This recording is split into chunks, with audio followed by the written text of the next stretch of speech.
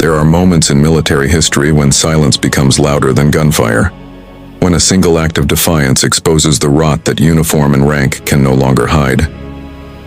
It was during the last months of the Northern Frontier Campaign, in a desolate plain where dust never settled and orders carried more weight than conscience. Among the ranks stood recruit Elias Ward, 19 years old, quiet and disciplined. The kind of soldier who followed orders without question. Until one day he didn't. His captain, Roland Wexler, was a man feared more than respected, decorated, ruthless, and corrupt. He had built his reputation not through valor, but through manipulation and fear. Under his command, honor had become currency, and obedience a weapon.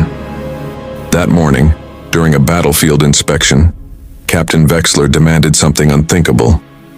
He ordered Elias to falsify a casualty report, to bury the death of a favored lieutenant's mistake and blame it on a subordinate who couldn't defend himself. Every recruit froze. The captain's tone left no room for argument. But Elias didn't move.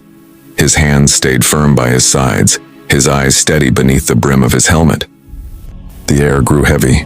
The line of soldiers sensed the tension before the storm, and when the captain repeated the order, louder, angrier, Elias simply said, "Sir, I serve the truth, not your fear." That single sentence cracked through the ranks like a rifle shot. Captain Wexler's face turned crimson.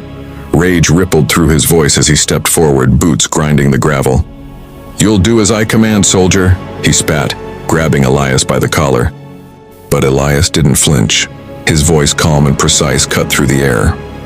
"With respect, sir, I won't rewrite the truth for a lie." In one sharp motion, the captain raised his hand, a gesture meant to strike, to remind everyone who ruled this field. And then, before the blow could land, Elias moved. He caught the captain's wrist mid-air, firm, unyielding, and held it. The surrounding soldiers froze, not a sound, not a breath, not a... Elias released him just as fast, stepped back and saluted. The captain's authority shattered in that instant, not with violence, but with quiet control. Around them, the entire battalion stood silent, their eyes wide, their respect instantly changed. The silence that followed was unbearable. Even the wind seemed to pause. Captain Wexler, trembling with rage, turned to the watching officers. His pride had been torn apart in front of his men, and worse, by a recruit. He barked for Elias's arrest, his voice breaking under the strain of humiliation. Two sergeants approached hesitantly, uncertain. Their loyalty wavered, not because of fear, but because of what they had just witnessed. Elias didn't resist. He simply stood tall as they escorted him away, but his gaze never fell, not once. By the next morning, the entire camp was whispering. Some called him a fool, others called him brave, but all of them remembered the look on the captain's face when his corruption met its mirror. Truth. Later that day, Elias was brought before the base commander, an old veteran known for his fairness. The commander had already heard what happened.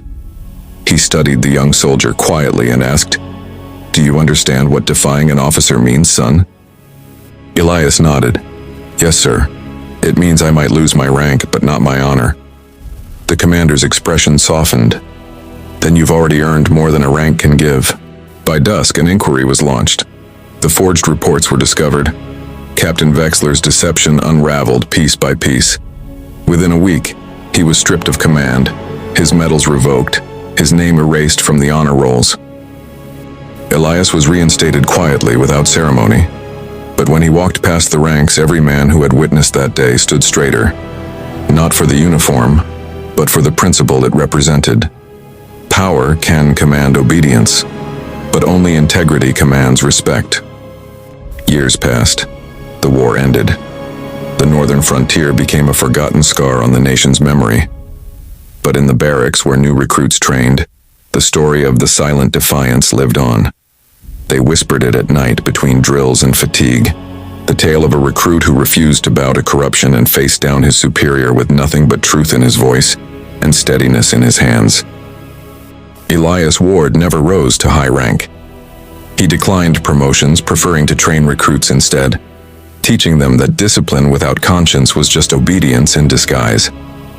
When asked once by a young cadet why he never sought revenge on the captain who wronged him, Elias smiled faintly. "Because the truth already did," he said. In the records of the regiment, his name appeared only briefly. A note beside an old inspection report that read, "Displayed exceptional moral courage under duress."